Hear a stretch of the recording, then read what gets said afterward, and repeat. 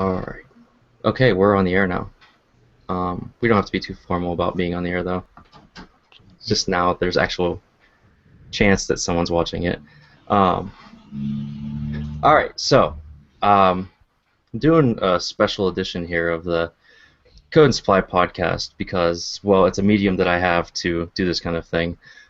Really, this idea started when I was kind of struggling with some ideas around growing my own firm. I'm kind of I went out independent on my own in September of last year and seeing success, but also that success comes with growing pains and kind of wanted to reach out to some people who have successful consulting firms and agencies to see how they originally handled that growth in the beginning because I'm not sure where to go.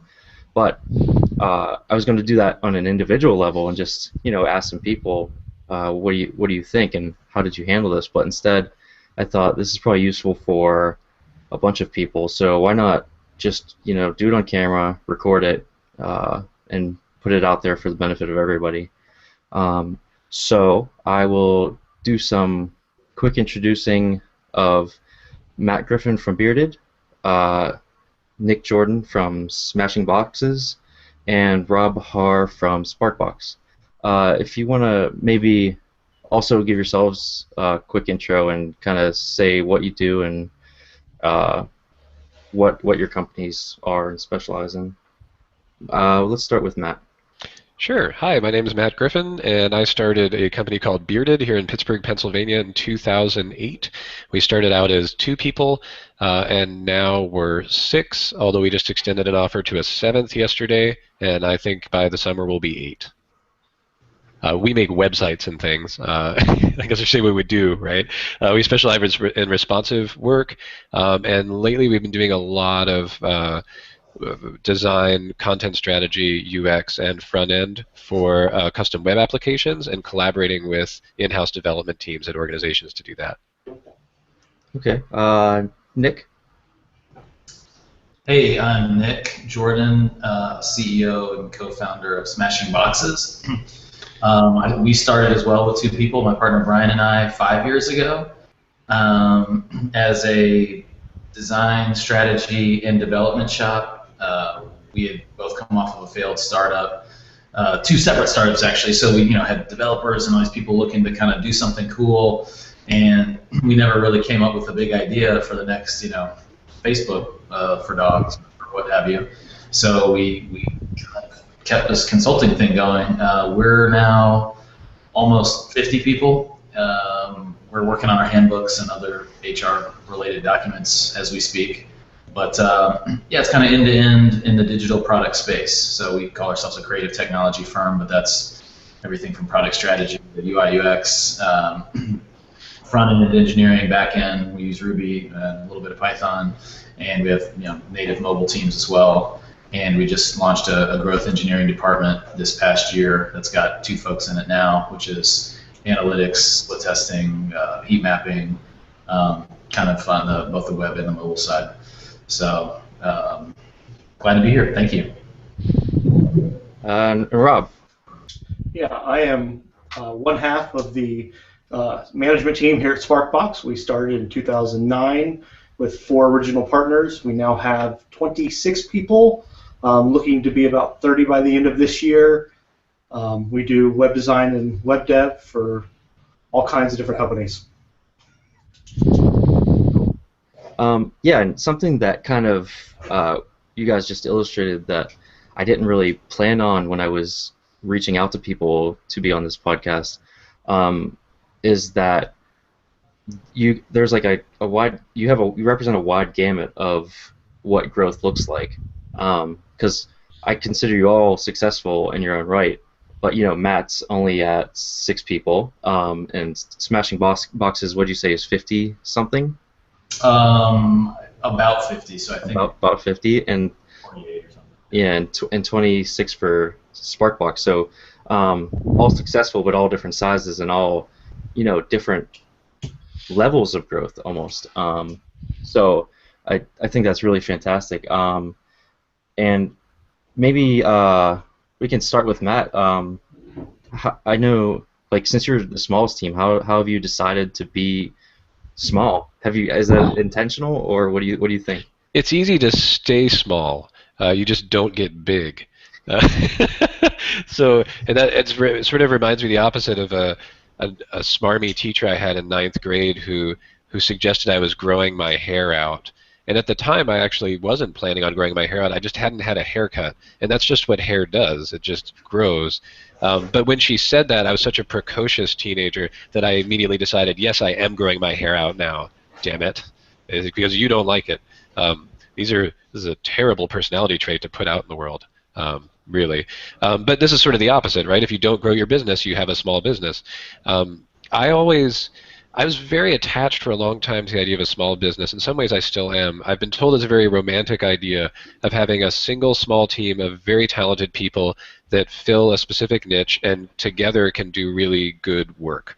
And rather than having groups my sense is when you have larger groups, and you guys probably fill me in on this, that you tend to break down into smaller teams. It's not like you have 50 people working on a project at one time. It's the mythical man month thing sort of comes into play, right? It's not like you can throw 500 people at a project and get it done in 20 minutes. So we tried to craft this one nice little 5 or 6 person team. The interesting conundrum that we found and why we're starting to grow a little bit is that over time you kind of get two kinds of clients. You get new clients that come in, you do a project with them, and then you finish it and hand it off, and you never talk to them again. And then you get repeat clients where they have the need for actually lots and lots of projects, and you keep working with them again and again and again over the years. And if you're going to not grow, you have to make a decision at that point. Do I not keep working with these clients from the past that I like to keep working with so that I have the bandwidth to take on new projects? Or do I do the reverse and kind of lock in and become sort of an outside in-house team for a single client and then kind of dangerously tie myself to their success potentially?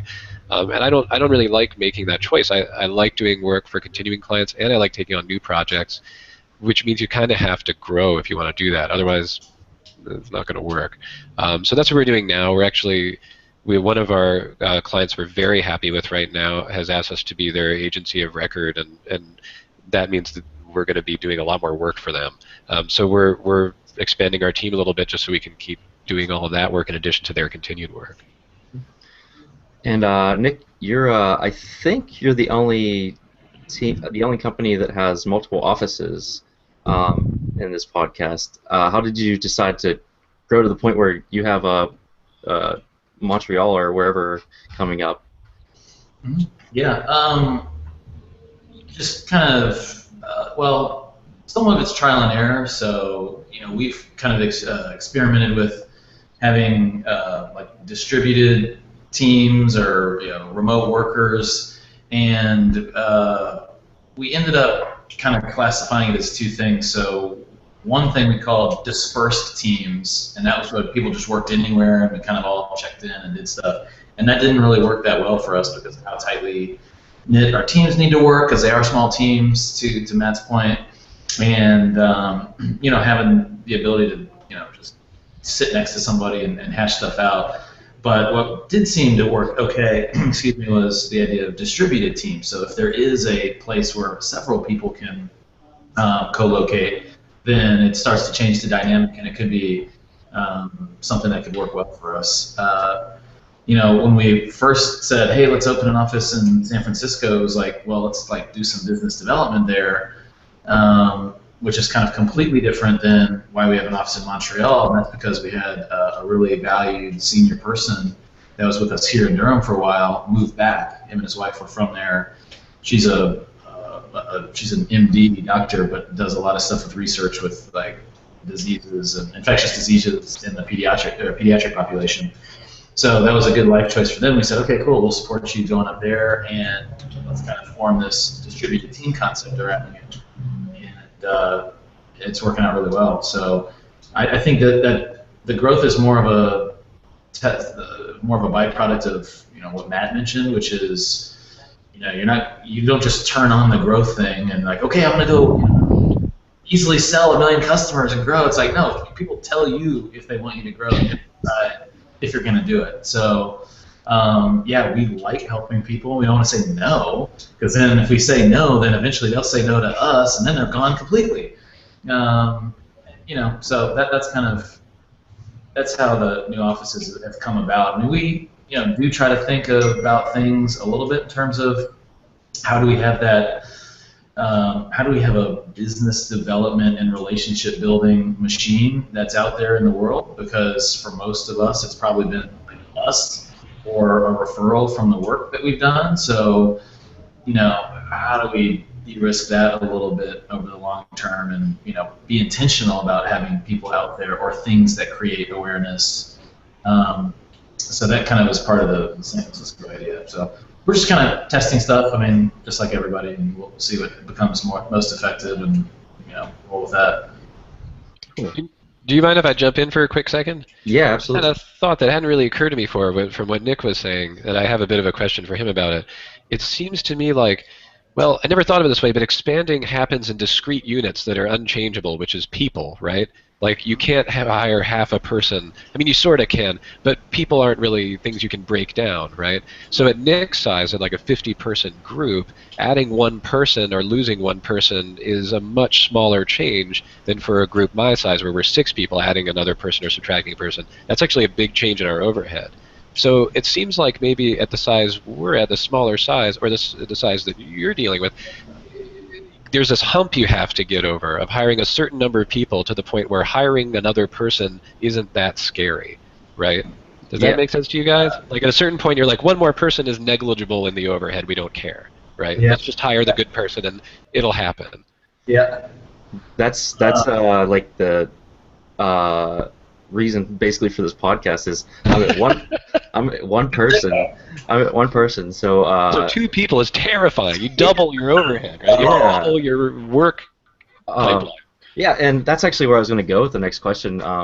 Like, how did you guys do it in the beginning? How did you like, Rob? You said you had 4 co-founders. You started with a team of 4. There was 4 of us, and we actually got to 6.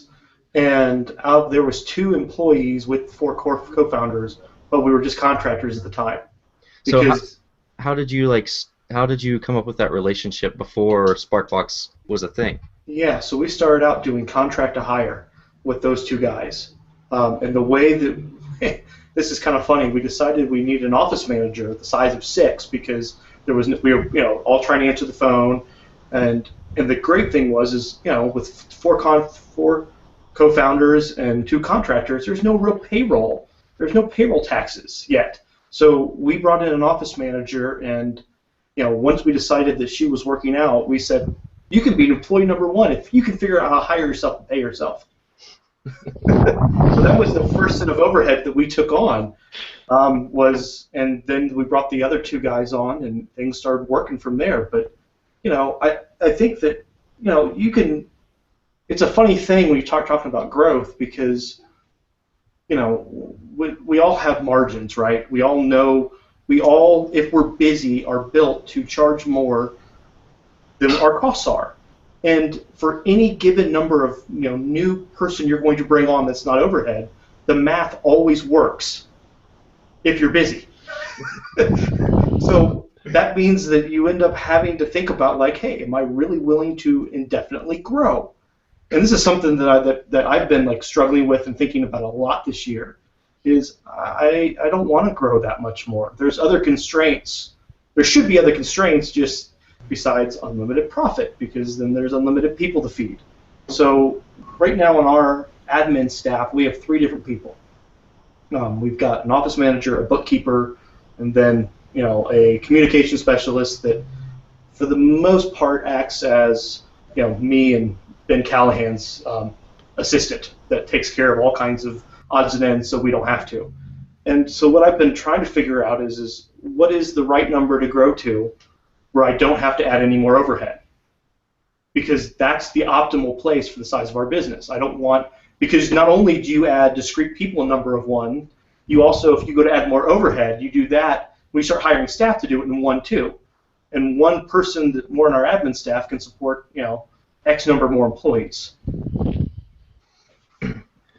Yeah, how about Nick? How did you how did you go from consulting to company? Like, how did that become what was that step like for you?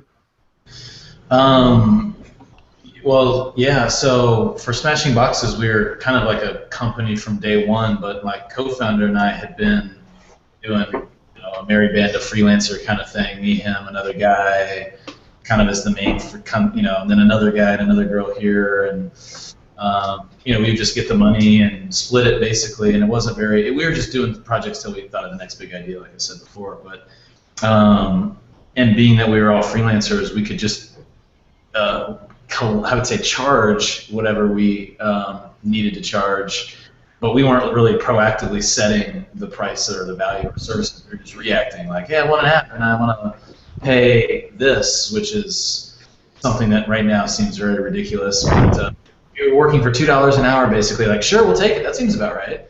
And we just, because, Rob's point, you don't have overhead. You kind of just get some money and you split that same money, and it worked out. But when we kind of decided, like, hey, let's do this for real. Let's stop, trying to do these gigs until we move on to our next startup. This is a company. This is a real opportunity. All the other freelancers kind of were like, no. They went their own separate ways, or some of them actually already had jobs, so it didn't matter. So we hired our first guy and then realized, there's a cost basis for each hour. And that's why we want to charge what we charge, not just make something up, based on sticking our finger in the air and seeing how cold it is, which way the wind is blowing. So I think that was the first kind of time we got punched in the face with like how this business model worked, because we didn't even know. We didn't know that there was cost, and then you charge more to try to have a margin, and not just a margin on just the cost basis, but enough to like grow and reinvest and pay taxes. So I mean, we've learned a new lesson every day since, really, and they're just different lessons as you grow.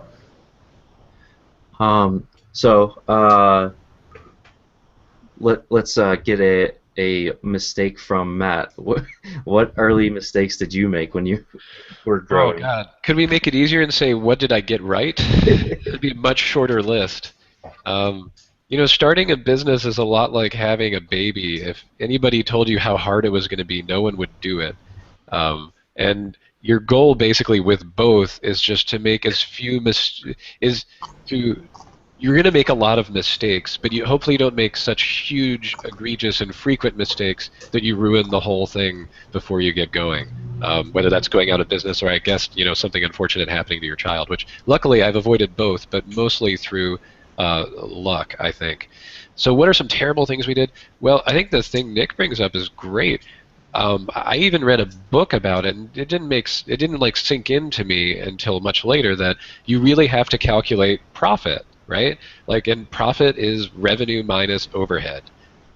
And then what you do with profit is you have choices, right? You can take it and increase your lifestyle, or you can reinvest it in the business and help perpetuate that business and keep you from going out of business later. And thinking of things in those terms, we would price things like Nick and probably everybody else by just making up a number or trying to figure out what's everybody else charging, like what's it okay to charge. But there are actually two components of how much you can charge. There's what I am willing to work for, and there's what someone else is willing to pay for that. And once you establish those parameters, then you can make calculations based off of numbers within those parameters. And you know that, we play with our rates a lot. I know I've talked to Rob about this, and I think you guys do the same thing. When times are really good, that's a great time to experiment with higher rates and say, okay, what if we bumped up our rate 20%? Because we can right now we're booked till July, right? So we don't.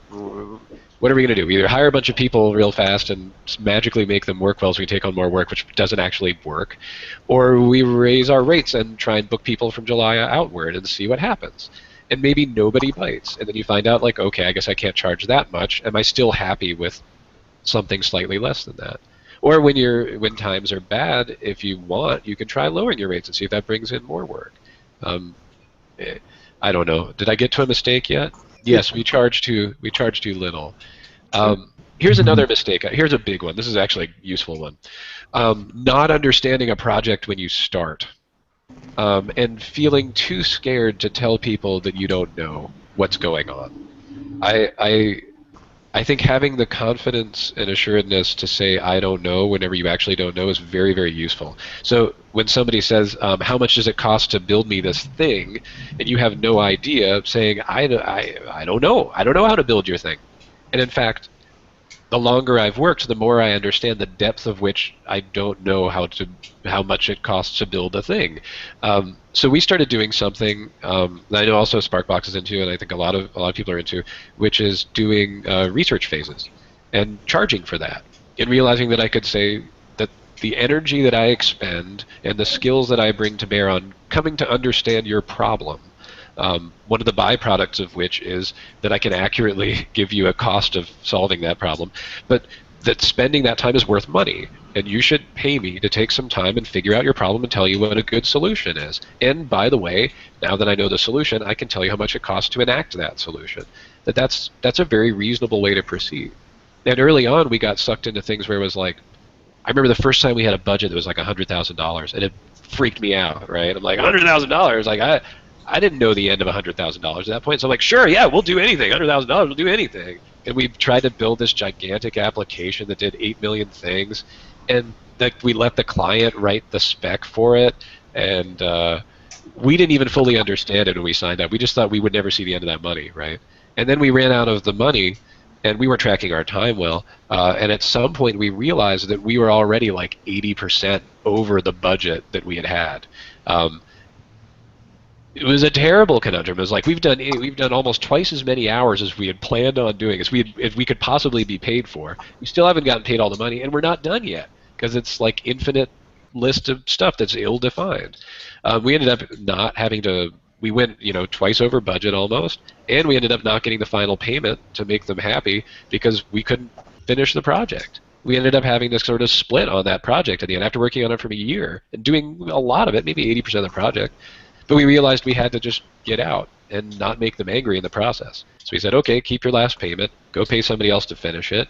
But I think we have to be done. And it was one of the handful of times where we almost sunk our business. At that time, it was something like a $22,000 payment at the end of the job, which at that size and at that point in our career was massive. It was probably a month's overhead at that point, So that was really scary. And I think the more times you come to those near-death experiences with your business, those are things that really, though, if you can survive them, get you to make changes. And I think with that, I think that what I've seen over the years and talking with people like Matt and all kinds of other business owners is, and I know we were stuck into this, is you can become in quicksand and get addicted to just surviving as a business. You can be in that and you're struggling, you're continuing to sink, you're not really adapting to how you do pricing and how you do anything different, but you just get good at surviving. And there's a big difference between surviving and thriving when you run a business. And just surviving, one little hiccup can bury you.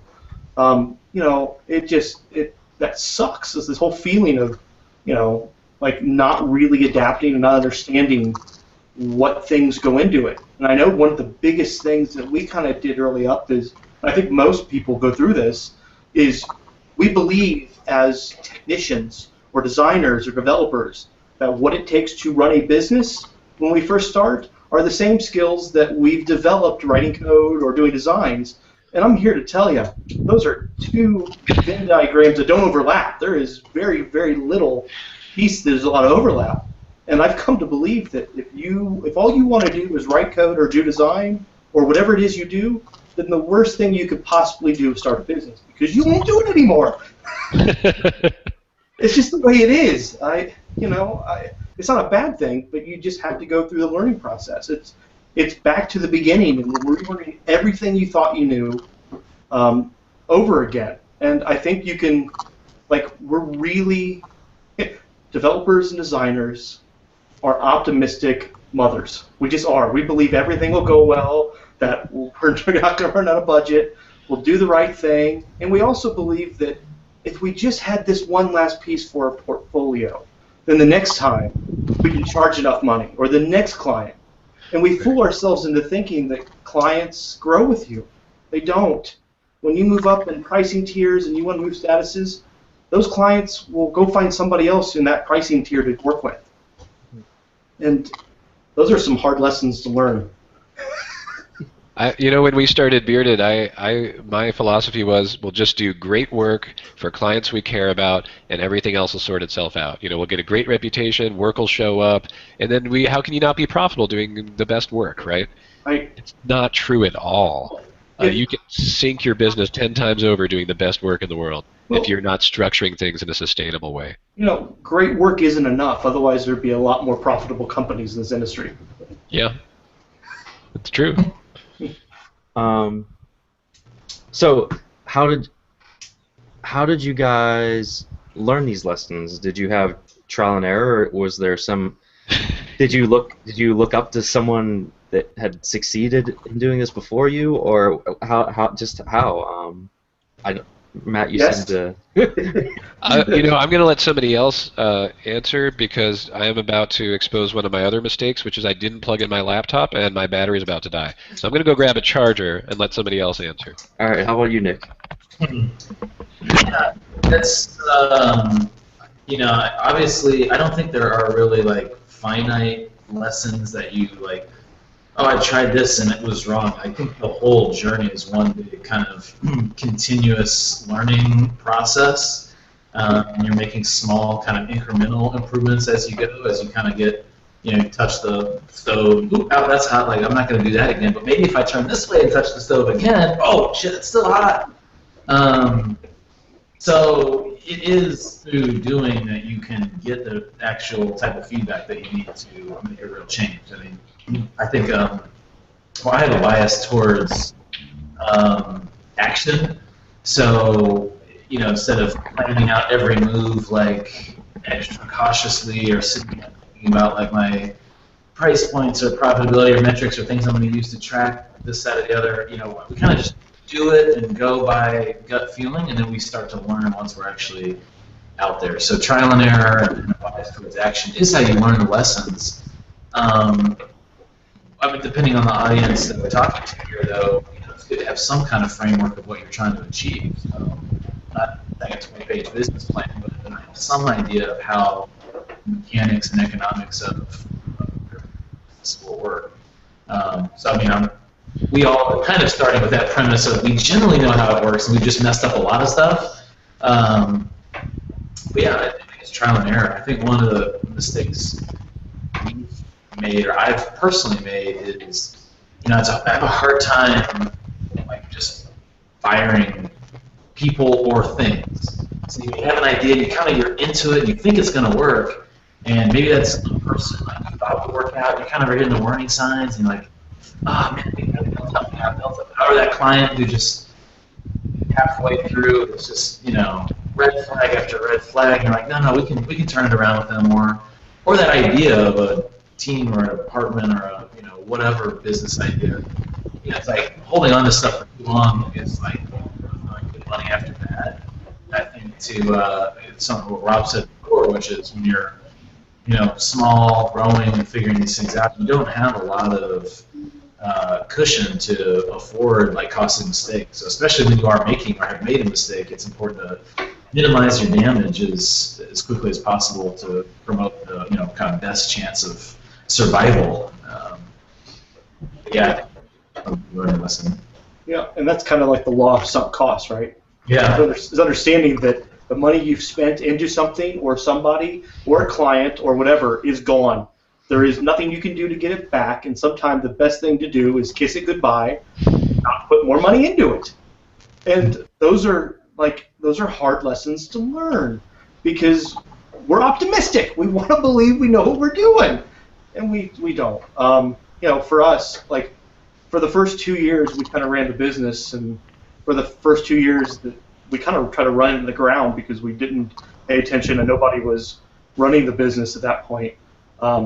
After that point, we kind of picked up some advisors. I decided at that point that somebody had to be in charge of the business, and that might as well be me. I'll take over finances and operations and pricing and all those things, and really see if I can learn those things. But we have one of our advisors is our tax guy, who I meet with monthly because taxes is a year-round thing. You're always planning for taxes because if you wait till April, then you can't do a damn thing about it. One of our advisors is a lawyer because everything you touch with employees and contracts and all that always has legal implications. And the third one is a former CFO kind of guy who's been around HR and those kinds of things. And for about 2.5, 3 years, I spent half a day with him every week, where he would help me look at the financials, understand them, make decisions, and never really say, do this, don't do that, but say, he would ask really good questions, and sometimes really obvious questions that just made you think. And also peers in the industry. I've gotten a ton out of hanging out with other people that work in this industry and just bouncing ideas off them. And like the guys at Bearded, we talk a lot with them, and some of the guys at MV Labs and other places, just constantly sharing, because one thing we're really good at as an industry is sharing what we're doing with code and open source projects. There's not a whole lot of us out there talking about business on a regular basis. I think one of the nice things too is in our industry is there's a lot of work to be done. There's plenty of work to go around, and if you're good at what you do, you will have work. So it makes us less scared of talking about this, like the fact that we're having this Google chat right now, a Google Hangout right now. And the first person that I met that I really felt a connection with in terms of how we work and the business we're doing and why we're trying to do things was Ben Callahan from Sparkbox. And we met at he brought Build Right to Pittsburgh, and we just kind of knew each other from Twitter a little bit, so we got together and started talking and realized that we really thought the same way about things. And one day, in one of our more troubled times at Bearded, the things were really bad, and I was worried about going out of business again, I gave Ben a call, and I figured, well, we're about to hit rock bottom here, so I might as well go for broke. And I didn't know Ben that well, and so I was like, look, Ben, you seem like a good guy. I think we see eye to eye on a lot of things, and you seem like you're doing maybe a little better than I am in terms of the stability of your business. I'm having financial troubles with my business. I feel like I'm on the verge of going out, and here's what I want to do. I'm just going to tell you everything I can about the business. I'm going to give you all my numbers. I'm going to tell you all the stuff I'm not supposed to tell you. You can reciprocate or not as you want to, and I'd love to get your advice. And he said, sure. And so we did that. We talked for a while. And then, at the end of it, he said, I understand exactly where you're coming from, and I think I've been through the same thing, and I think I know what the problem is. And then we got into a great talk about pricing structures, which we can all do if we want to at some point here. But the point was that started a relationship where then we could bounce things off each other. He could come to me with problems, I could come to him. And then as we met more people at conferences doing similar things, like Todd Parker from Filament Group, or Dan Mall, or Trent from Paravel, like we meet these guys at conferences and we have very similar businesses. And it's the same for them too. Like I would meet them and think like, oh, of course this guy has it figured out. They're Filament Group, they're Paravel, this is Dan Mall. But they have some things figured out and other things not. And so we'd keep talking. We have a chat group that we can just ask questions in when people are available. And I think it's been incredibly helpful for everybody just to talk about this stuff. Because none of us know what we're doing. I mean, not really. We're all figuring it out at different paces. I barely know how to make a web page at this point, so I sure don't know how to run a business. Wait, there are web pages? There are pages, these things called pages on the web. I don't know if you've heard about them. Oh, cool. You can click on things on them called links, and they take you to other pages. Wow. This World Wide Web. It's called a hyperlink. You're going to be excited about it. Check it out. Well, if it lives up to the hype. The hype. I'm sorry, guys. But Yeah, we okay. just lost everybody. We can probably turn this off. everyone just. Our viewer count just went down to 0. Yeah. Well, let me get this back on the rails then. So, Rob, you started with I'm sorry, I keep forgetting numbers. Like 4 or 6 people. Yeah. Was it hard to convince the other people of these things early on, like cutting your losses on sunk cost or bringing in advisors? How did you deal with that with a large starting core?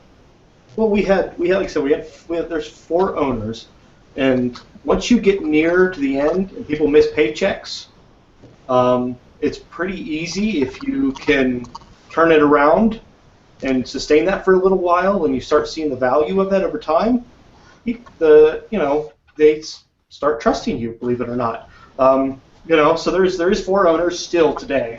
But for the most part, Ben Callahan and I, pretty much run the business of side of things. We are very much accountable to our other two partners, but for the day-to-day stuff, they kind of stay out of it. They work in the business rather than on the business a lot, and it just takes time. I think that bringing on advisors was an easy sell because we were pretty much near the end of our ropes. And then these guys was like, hey, this guy seems like he can help us. And we met a guy who actually waived his fee completely to just work with us for a little bit, and then gave us a great discount. And he did a lot of good for us. So it definitely takes time. And I spend a lot of time talking to people who are just starting out now. It's like, no. You find people to talk to. It doesn't matter where they come from. Just get their perspective over and over again. And so that kind of makes me, like you said it again, and Matt said it before, like you guys have been basically at the end of your rope multiple times in the early stages of these businesses. Is that something? Is it like how do you get past that financially and emotionally and every aspect of it? Like, how do you do it and just keep going? I think financially is you kind of stick with it. Eventually it has to turn around, otherwise you turn things off. I know that's a simple answer, but you keep plugging away at it, and if you're not learning, it's that quicksand. We've been there, where you get down to the bottom and something good happens, but you end up right there again. Yeah. Until you start changing your behavior to accurately reflect into the future and project where you want to go, you have to start with the end in mind. Then you are doomed to repeat those mistakes. I said already that doing good work isn't enough, and I completely believe that.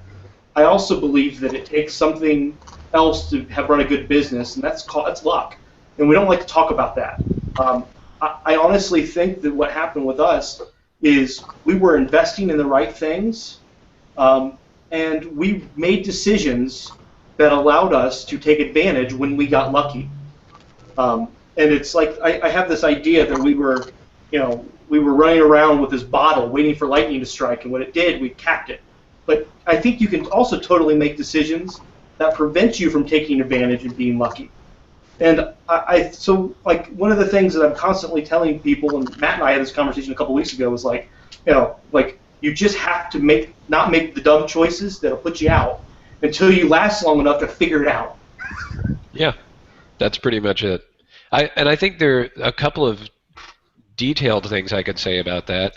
Is you need to set up a system that's broken down into units that allow you to conceptualize things in a useful way. And I understand that's a very obtuse way to say that, but here's a specific way. Profitability. So if you try and look at profitability in terms of a year, this is a very hard thing to conceive of in terms of how your day-to-day actions affect that. Likewise, if you look at profitability in terms of an hour, that's a little bit too granular for most people to think about. Am I profitable hour to hour, right? That's tough. Then you start doing weird stuff where you're like, oh, wait, I took 15 minutes to read this article and I couldn't bill for that, and that's a quarter of an hour. That's silly.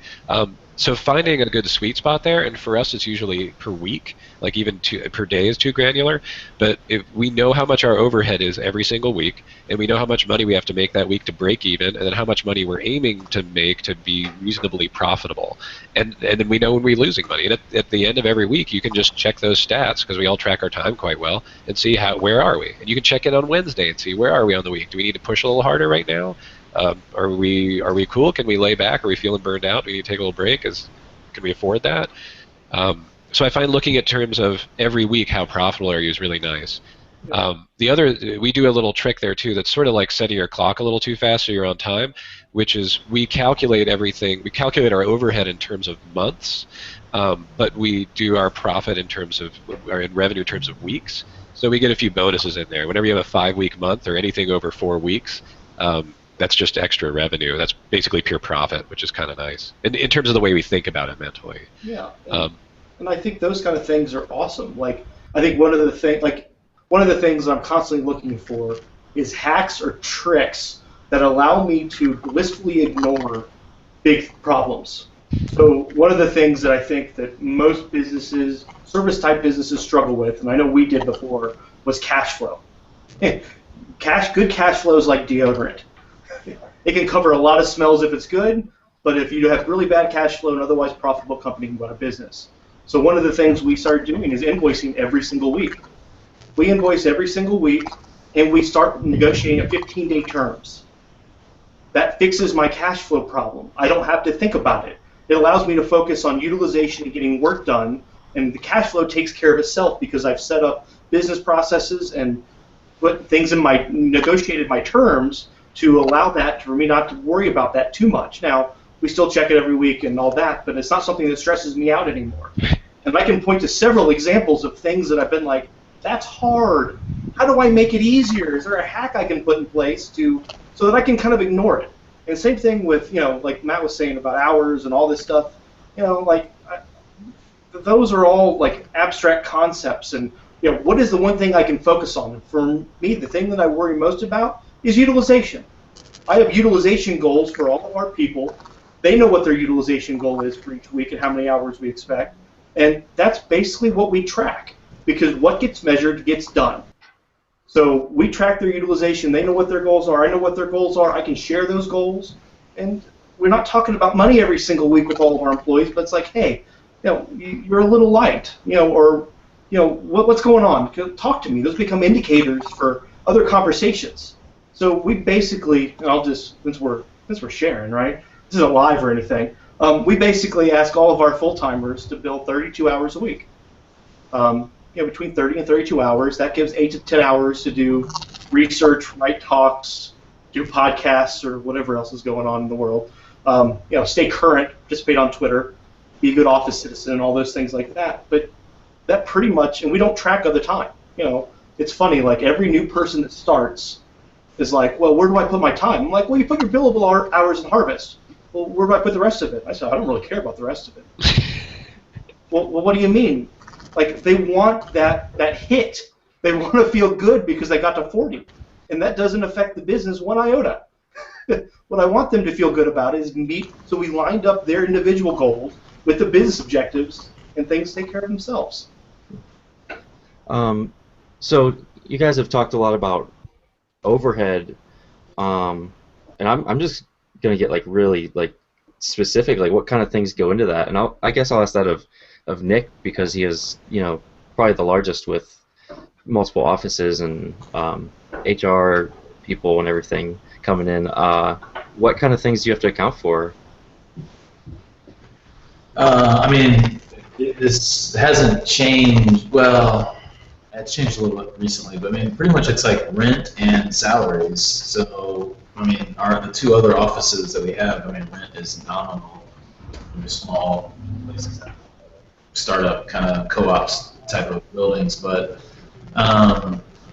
it's rent and salary. So it's like how much we're paying our people and how much we're paying in rent, and then there's, just like you would have in a home office, basically, there's a few monthly subscriptions and internet and phone, and I guess the monthly subscriptions kind of add up as you scale, but there is no major, like there's payroll, and then rent is, 5% of that, something like that, and then the next biggest bill is like 10% as much as rent. So not a lot of overhead things. And payroll, that includes healthcare benefits and retirement and stuff like that. But it's the I guess Rob was really touching on it. We're talking about utilization, and you look at that as well. But not everybody is billable. We have support staff, as Rob mentioned as well.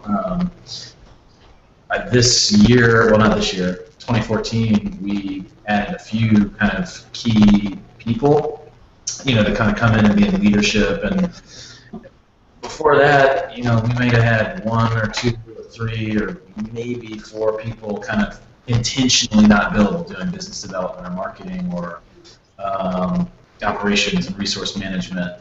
But we kept it pretty tight, so everyone else was a designer, a developer, a project manager, growth engineer, whatever, UX. But yeah, this last year was like, man, yeah, I think to really grow, we need to bring in people who not only are our leaders, but they are given the, they're empowered to actually have the time to be leaders. We're not going to jump in on all these projects and kind of fill up their hours and build their 32, 34 hours a week. And so that's a big part of so that sort of shifted the overhead conversation in terms of we do have now another growing line item that is after just our general cost of goods sold. So we just need to, you need to be more productive to support that, and you can say that's an investment in growth because now they can do more things that maybe I was doing or my co-founder was doing, and now we can get more strategic or get out there a little bit more and figure out ways to improve the business and grow even more. So all of these businesses I think are people and then rent. Yeah, well, and it's great. Like here's what when we first were when I first took over all the finances and all that stuff, I came up with a extremely detailed budget, right? Like I will spend this much on that and that much on this, and eventually, after driving myself crazy and adding new categories all the time, and talking with a bunch of other people, I've kind of come up with the following. Here is how I do our budget, and there's only one number that is not negotiable, and that's net margin. We shoot for 20% net margin on everything.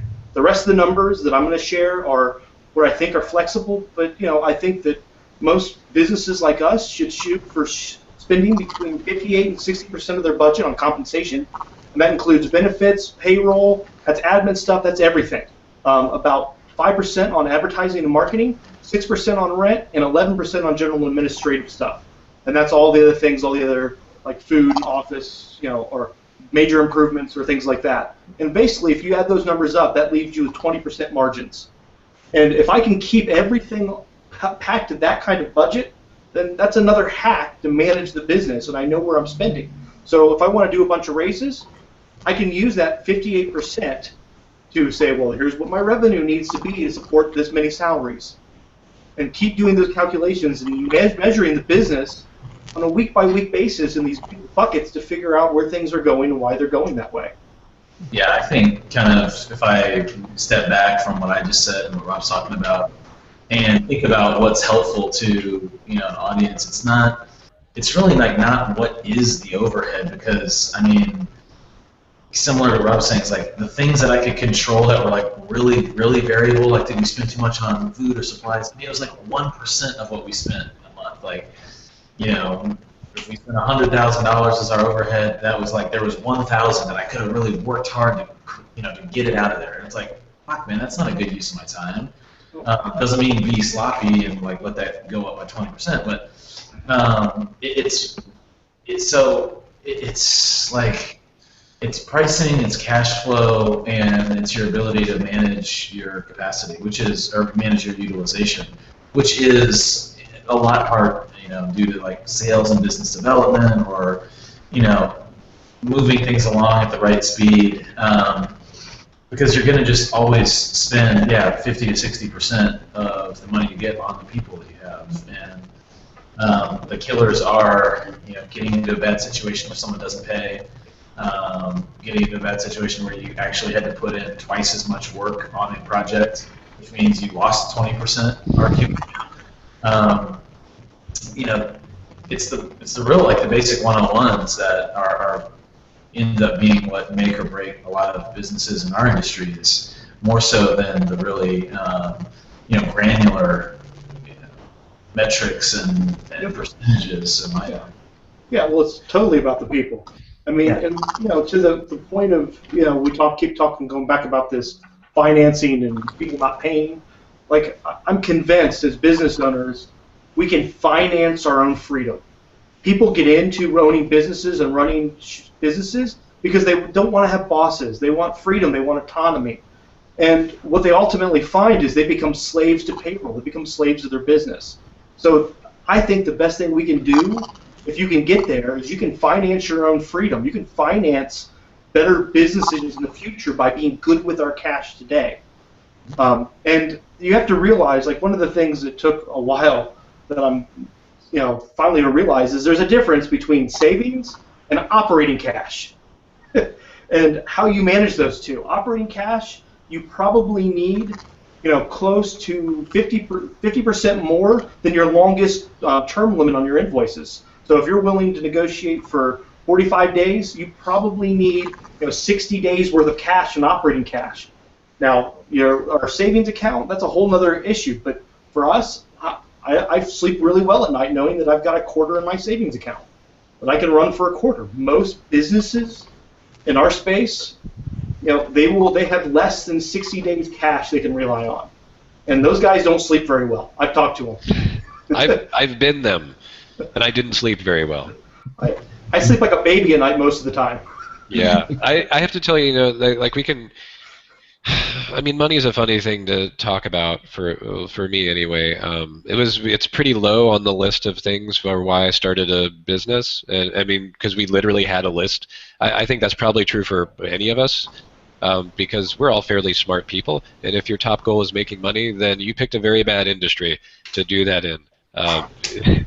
Design is not a great place to do that. And the startup world is maybe a place where you can make lots of money, but the odds that you're going to do it are astronomically low. So there's that problem.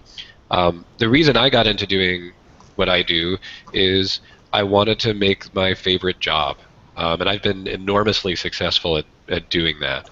I decided I wanted to do really great work that I thought was of great quality. I wanted to do it in ways that I thought were right and seemed like they would do better work and have greater outcomes. And I wanted to do work for clients that I felt good about at the end of the day. And I wasn't getting any of those things in the jobs I had before this.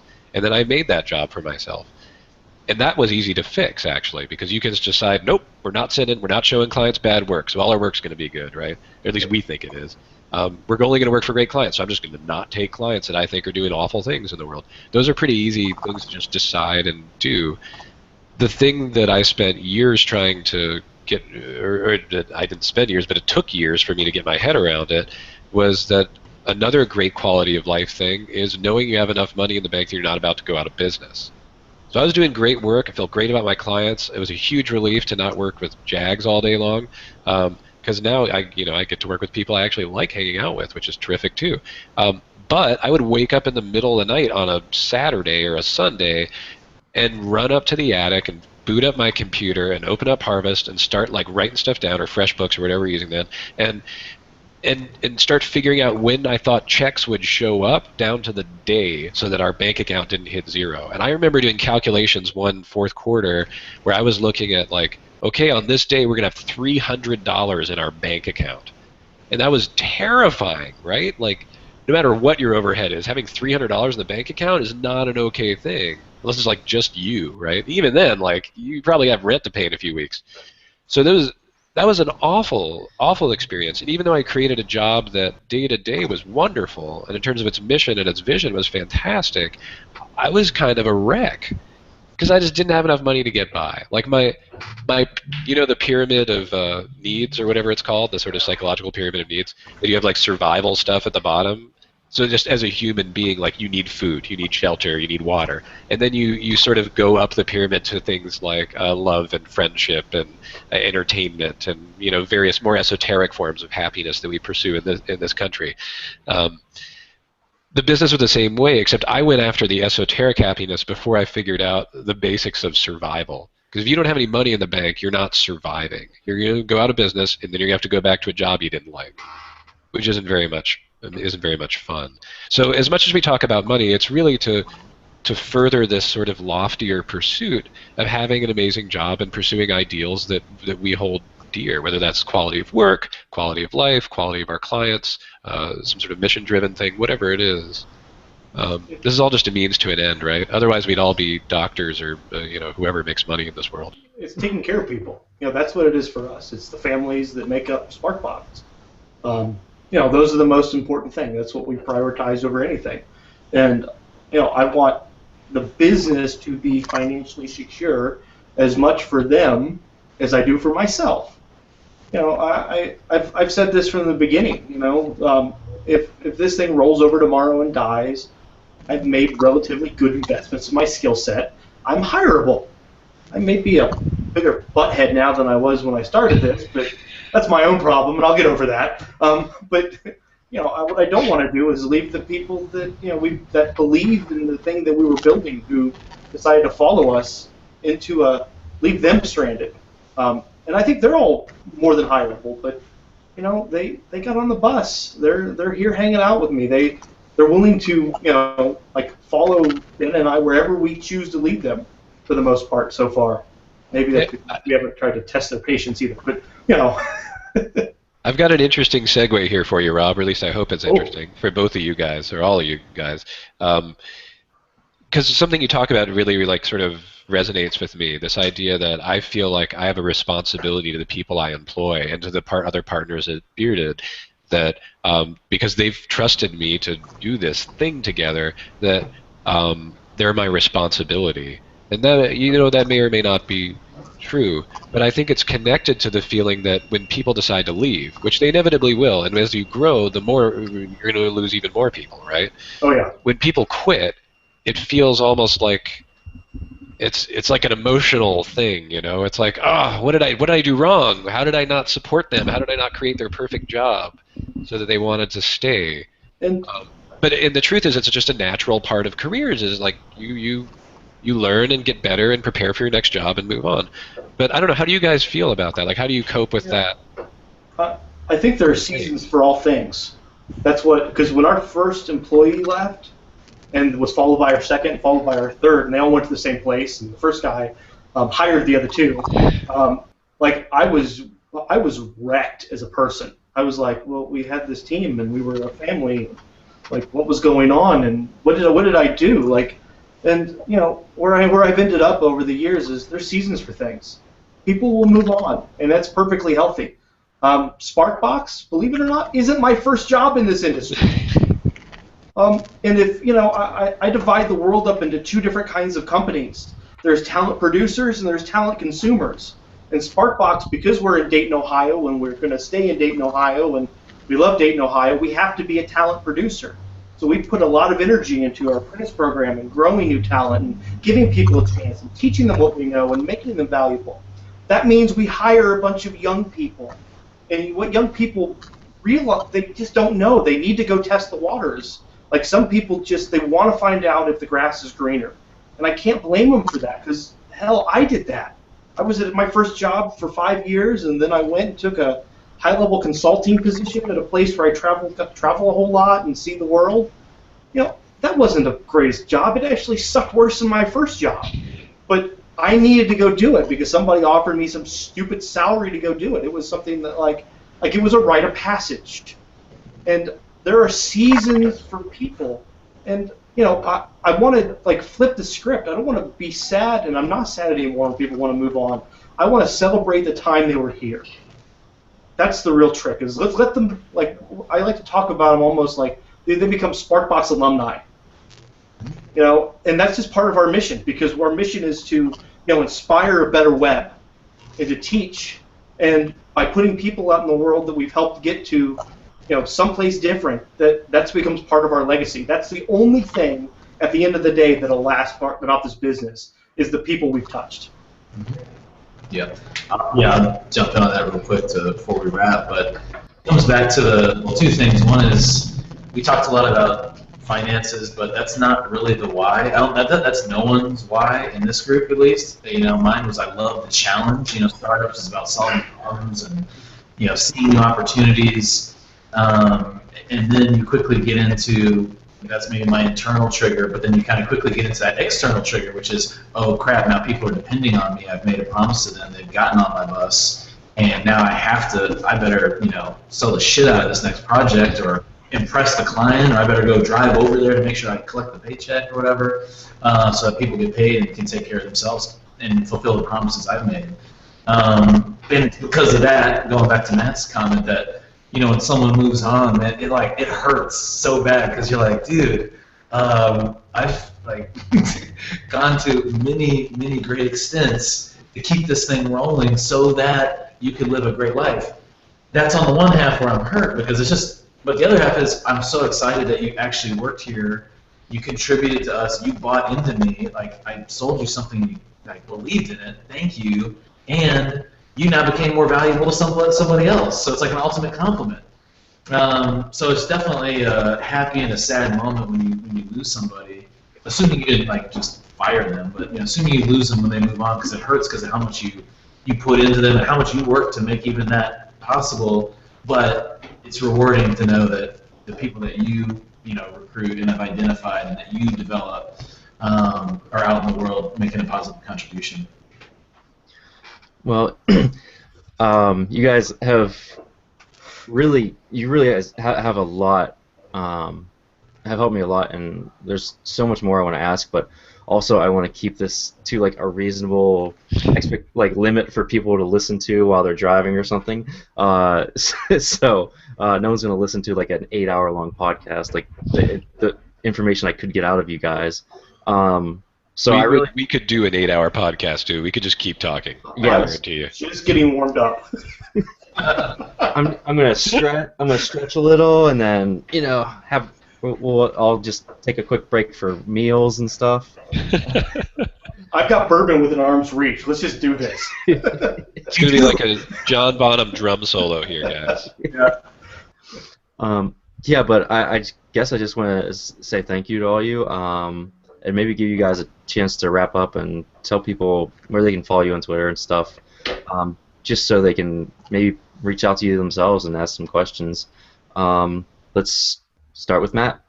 Oh, sure. Well, thanks a lot for having me too. It's been a lot of fun chatting with you folks. You're all great folks. My name is Matt Griffin. I'm from Bearded. You can find us at bearded.com, and I think all the Twitters and things are on there. Cool. Nick. Jordan, Smashing Boxes, that's smashingboxes.com. You can find my handle on there. It's at Nick_SB, or our company handle is at Smashing Boxes. But yeah, I think Matt and Rob were talking about this before, but I like that there is a sharing philosophy and belief in our industry. Whether we're sharing design tips, development tips, or or things like this where it's business stuff. So I'm very happy to be a part of this and glad to see that more of this is happening, and would encourage us to keep the dialogue going with each other or with your audience. Okay, Rob. Yeah, I'm Rob Harr, which is at Robert Harr on Twitter. You can find all the information at Sparkbox.com. It's been great. Love talking with smart people who have similar contexts. If you want to hear more from me, there's a list of links and other things, podcasts that I've done. Upcoming, I'll be at Converge SE, Greenfield Grok, How Design Live, and a couple of the BD comps this year. And I'll be talking about business stuffs and all of that. So come say hi if you're in any of those. Come say hi. Hit me on Twitter. I'll talk to anybody. Yeah, actually, I met Rob at a BDConf, and he's a very nice guy in person. Thanks for coming on this podcast after just running into you at a conference and kind of talking to you there. Yeah, no problem. So I don't have as much to contribute as these guys. They got years in the force, but Justin Reese, you can follow me, Justin X Reese on Twitter. I run Builder Codeworks, and you can visit that at builderworks.co. On that site, I have a form that lets you schedule a meeting with me. If you're in Pittsburgh and want to get together, do some pairing, or have a phone call, I'm up for it. I'll try to help you as much as these guys help me. And also run Code and Supply here in Pittsburgh, holding local events to grow our community like Rob is doing for Dayton. So hopefully you'll come out to some events. This will be on the Code and Supply podcast as a special edition episode, and we'll get back to our regular programming in the next 2 weeks or so. So thank you all for watching. Thank you guys for coming out and talking and taking time out of your day. Really appreciate it. See you later. Thanks, everybody. Peace.